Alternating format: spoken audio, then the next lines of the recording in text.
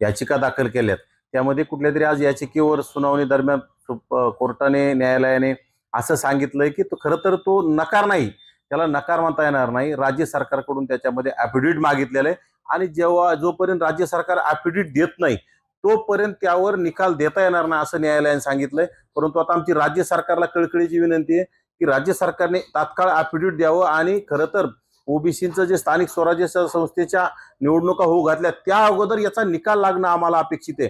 कारण न्यायालयाकडून सुद्धा आम्हाला अपेक्षा आहे, कारण की ओबीसीचं अस्तित्व संपत असताना राज्य सरकारनं चुकीचा GR काढलाय आणि तो नक्कीच न्यायालयात टिकणार नाही हे आम्हाला माहिती आहे. परंतु आता फक्त निवडणुका जवळ म्हणून आम्हाला त्याची घाई आहे. परंतु राज्य सरकार मला वाटत नाही की निवडणुका डोळ्यासमोर ठेवूनच हे झुलवत ठेवण्याचं काम करणार आहे आणि राज्य सरकार जाणीवपूर्वक ॲफिडेव्हिट निवडणुका होईपर्यंत देणार नाही.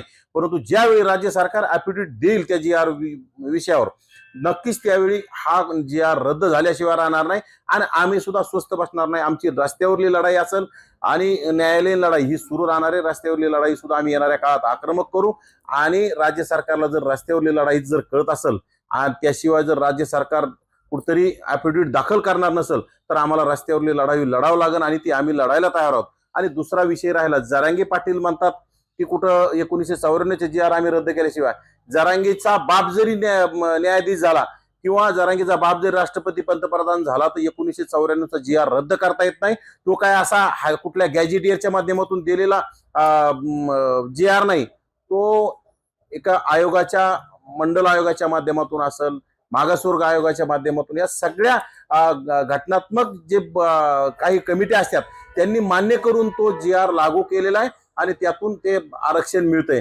परंतु आणि त्यासाठी आरक्षण मिळण्यासाठी स्वतः मागास जातीमध्ये जन्म घ्यावा लागतो, राजकीय दृष्ट्या, सामाजिक दृष्ट्या मागास असावं लागतं. मराठा समाज तसा कुठेही राजकीय आणि सामाजिक दृष्ट्या मागास नाही. मराठा समाजाला राजकीय आरक्षण देता येत नाही. राहिला विषय मराठा समाजाला आरक्षण द्यायचा, तर मराठा समाजाच्या आरक्षणाला आम्ही कधी विरोध केला नाही. त्याला नोकरीमध्ये आणि शिक्षणामध्ये आरक्षण देण्यासाठी आम्ही पाठिंबा आहे आमचा कधी बी.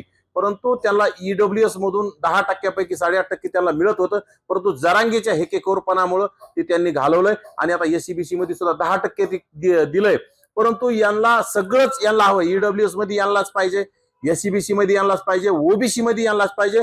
खरं तर यांना SCचं आरक्षण दिलं तरी हे नाही मानणार नाहीत, कारण की सगळे हे हापापलेले आंदोलक आहेत. खरं तर आता मराठा समाजातील विद्वान लोकांनी समोर येऊन त्या गोष्टीवर बोललं पाहिजे.